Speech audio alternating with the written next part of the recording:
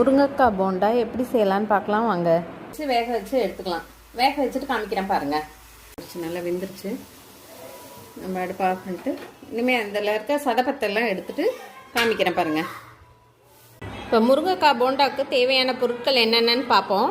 இப்போ முருங்கைக்காய் வேக வச்சு எடுத்த அந்த சதைப்பத்து, கருவேப்பிலை கொஞ்சம், கொத்தமல்லி கொஞ்சம், கொஞ்சோண்டு இஞ்சி, இது கார்ன்ஃப்ளேக்ஸ் மாவு தேவையான அளவு போட்டு பிசையும் போது தான் நம்மளுக்கு தெரியும். சில டைம் கூட போகும், சில டைம் கம்மியாக இருக்கும். அதனால் இது தேவையான அளவு.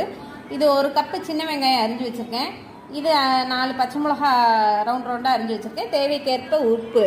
இதெல்லாம் கலந்துட்டு நம்ம இப்போ போண்டா இப்போ நம்ம வெங்காயம், கருவேப்பிலை, பச்சை மிளகா, மல்லித்தலை, இஞ்சி எல்லாத்தையும் எடுத்துக்கிட்டோம்.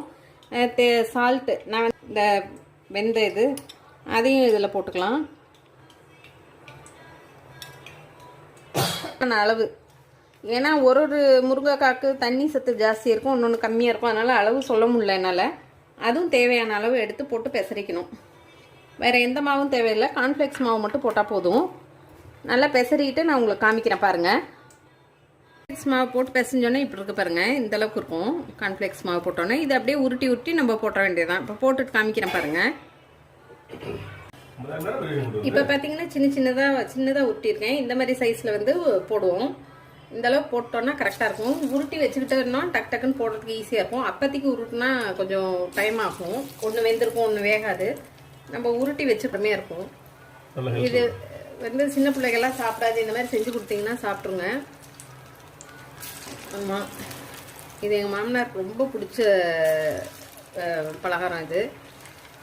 இதை ஃபுல்லாக எடுத்துகிட்டு காமிக்கிறேன் பாருங்கள். பார்த்தீங்கன்னா மீடியம் ஃப்ளேமில் தான் வச்சு பொரிக்கணும். ஏன்னா கொஞ்சம் கூட வச்சோன்னா இது அப்படியே இது கார்ன்ஃப்ளேக்ஸ் மாவு, இந்த முருங்கைக்காய் இதெல்லாமே கலர் சீக்கிரம் மேலே வெந்த மாதிரி இருக்கும். உள்ளுக்குள்ளே பார்த்தீங்கன்னா வேகாது. அதனால தான் சின்ன உருண்டையாகவும் போட்டிருக்கோம். இந்த மாதிரி மீடியம் ஃப்ளேமில் வச்சு பொரிக்கிறோம்.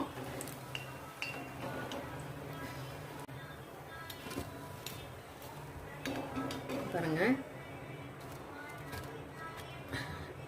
காமிக்கிறேன். நான் ஃபுல்லாக போட்டுட்டு காமிக்கிறேன் பாருங்கள். அதுக்காக தான் பார்த்தீங்கன்னா இதுக்கு முன்னாடி போட்டு எடுத்தோம் இல்லையா, அது பாருங்கள் நல்லா உள்ள வரைக்கும் வெந்திருக்கு பாருங்கள். எப்படி வெந்திருக்கு பாருங்கள். நல்லா டேஸ்ட்டு சூப்பராக இருக்கும் இது. இப்போ பார்த்தீங்கன்னா நம்ம நல்லா பொறுப்பெல்லாம் அடங்கிடுச்சு. இப்போ நம்ம எடுத்து வச்சிடலாம். இப்போ முருங்கைக்காய் போண்டா ரெடி ஆயிடுச்சு. தேங்க்யூ.